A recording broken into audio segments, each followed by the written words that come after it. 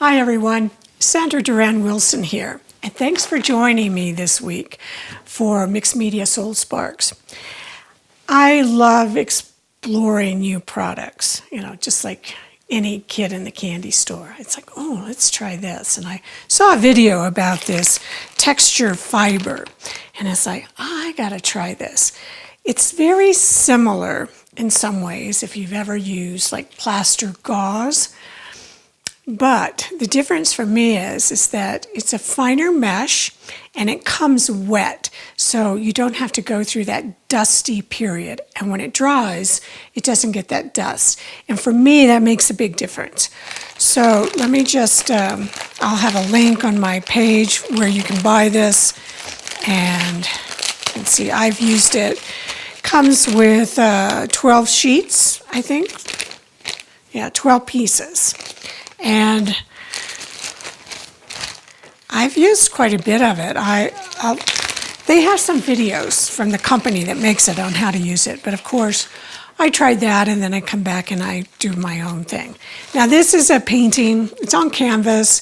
It's one that I have, the background I've done using different fabrics. I think I've got a video out about that. And I'm going to cover this up. So some of it's going to be, most of it's going to be hidden, but I'll show you some of the ways I'll let things show through. So I think this is 2 pieces. Let me see. Yeah, it's 2 pieces. So you want to make sure it's got a kind of a strong smell. It's not a bad smell. It's just kind of, it's not quite plaster. It's probably like plaster with something else in it. So keep this wrapped tight. Don't let any air get in there. And then I double bag it. I'm going to put it into here. Again, seal this up. Because once it dries, you can't rehydrate it. So you don't want it to dry out. Put it back in here.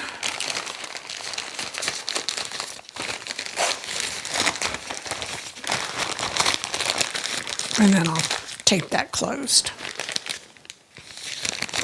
I'll just put it here.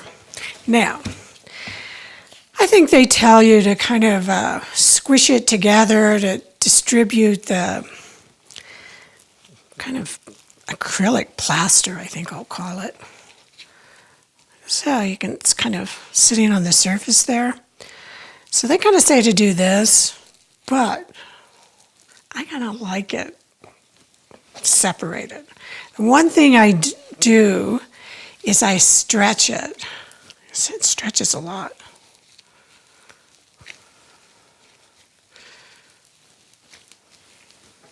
And I also have some really cheap little scissors that I use to cut it. You can also tear it by hand, because when this stuff dries, it sticks. But you see what I'm doing here? It's very interesting. It'll give it that texture of the fabric.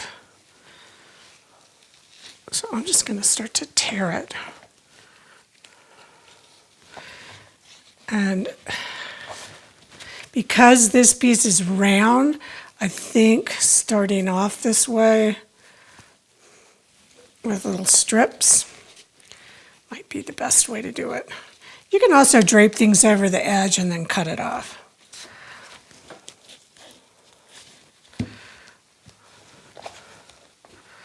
But you don't have to worry about putting any adhesives. This stuff is going to stick.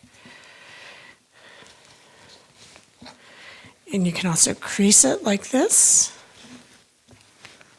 making some really deep ridges. Let's try tearing it this way, just a little piece.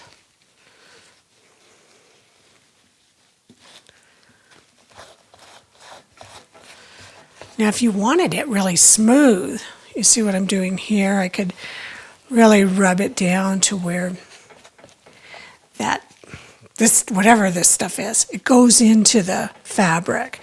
and it would make it really, really smooth so you wouldn't see the fabric. That's another option. And here it's just really rough. I like to make sure the edges are pressed down, but it will adhere. Now let's see if I wanted to keep it. Oh, no, I'm going to keep tearing it. But I want to tear it this way. There we go. I have to finish this while I'm filming, so I will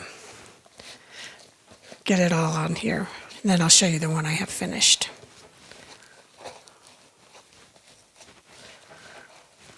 So I'm thinking of my composition here. If I wanted to put it back into the bag, I could. I don't have to use the whole piece, which I may do.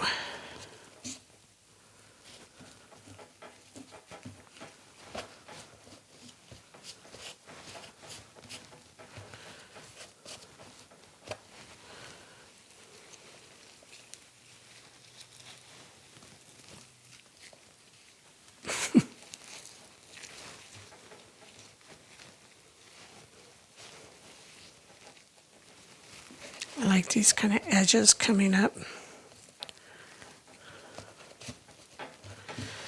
Let's see where it comes over like this. I could either take it and wrap it under, or I could trim it off. So for right now, I'm just going to wrap it under. And if I wanted to create something really deep texture,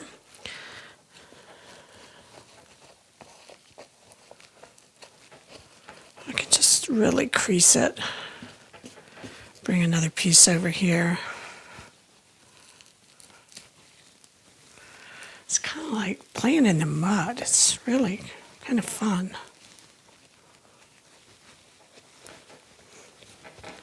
Just make sure you press it down so it does adhere. Especially on edges.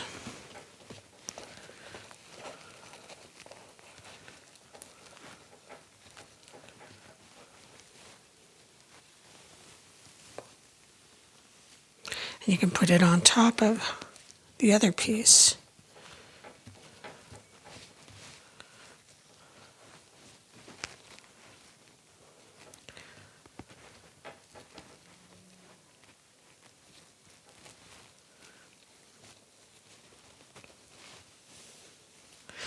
It's almost like working with clay, I think.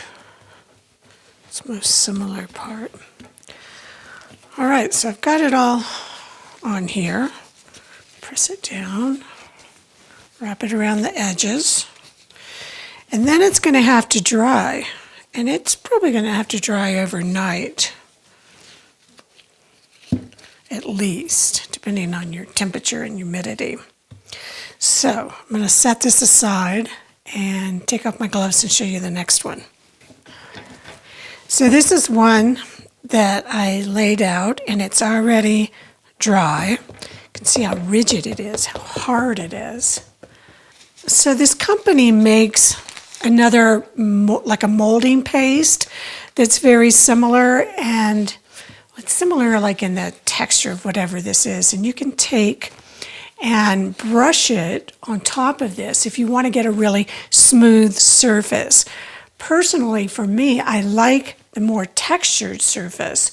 So I'm going to show you what it looks like when I put paint on it.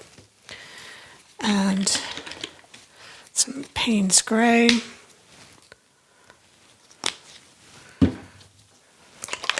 Just shaking these up. They've been sitting for a little while.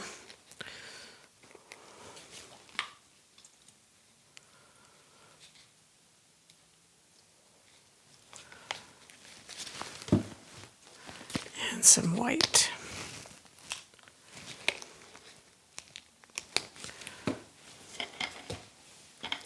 So this, when it gets wet, it's not going to rehydrate. Once it's dry, it's dry. But look at how it just grabs the paint. Because you're painting on top of white, it's really bright.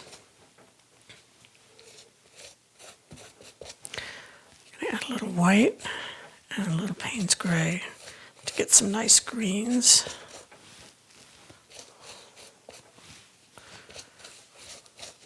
You can spray some water on it.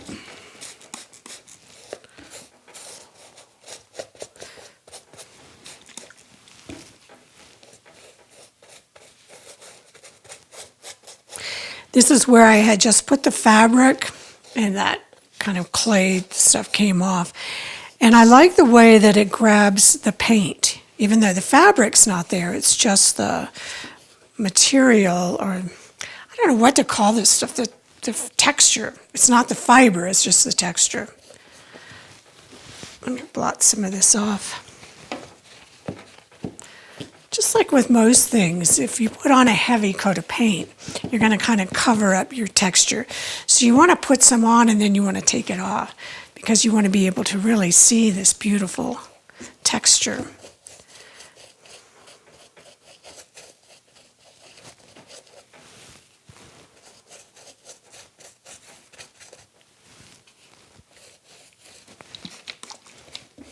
And again, work with the water.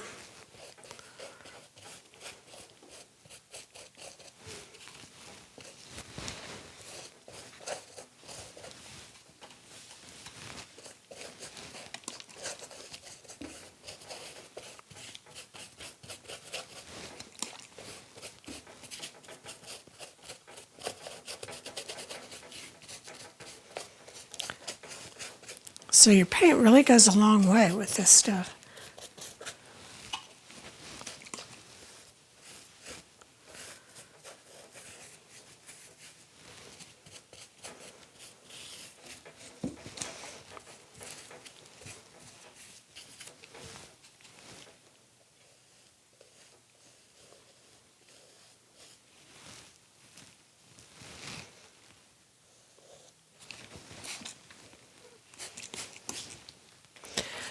Other thing I want to incorporate into here, I'll finish painting that later, but I have these.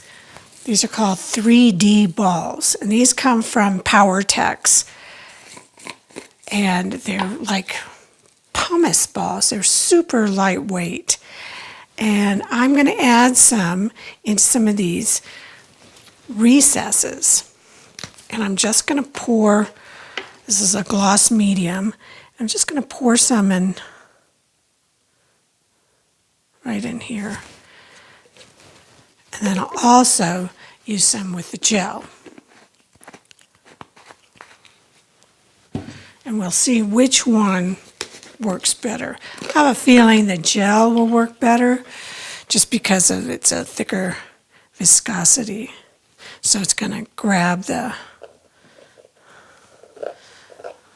better. So I think I'll just add some to here. You can mix these things, you know. And this is white, but when it dries, it's going to be clear. So I'm not worried about that.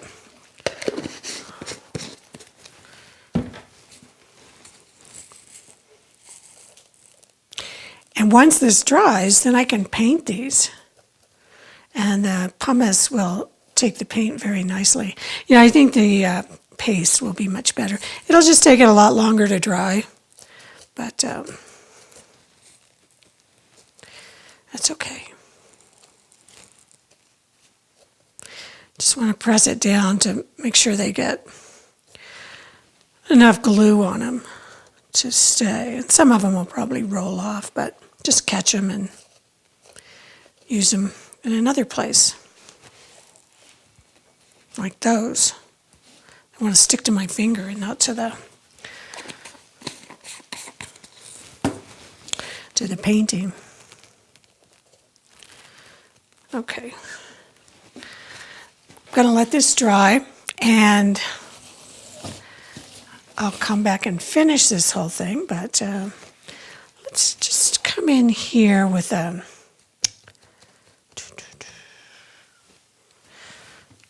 I was going to try a different color, but let's just come in with the darker color in here. I'm starting to think about composition now. I'm painting into the recesses, not on the fabric. I'm going to let that dry. And then when that dries, I'll come back in and start to paint onto the fabric like I did up there. But it's just like any painting, you're going to develop it. Let this dry, come back in, and keep working on it. So I really like this stuff. I've done a few different things with it.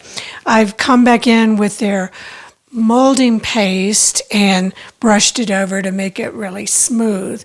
But personally, I like it this way, where the texture shows.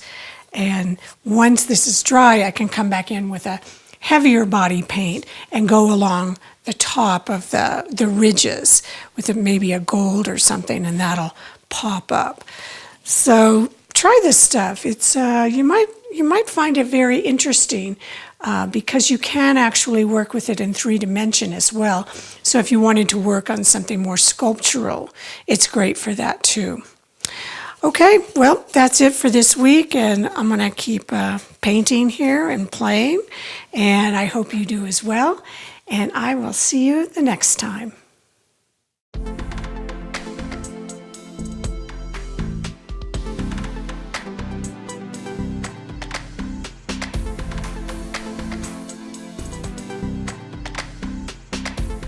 Join the Creative Awakening community on Facebook, where you'll be able to post your art, connect with other creatives around the world, and ask questions. Use the hashtag #MixedMediaSoulSparks when posting your work on social media. Thanks for joining me.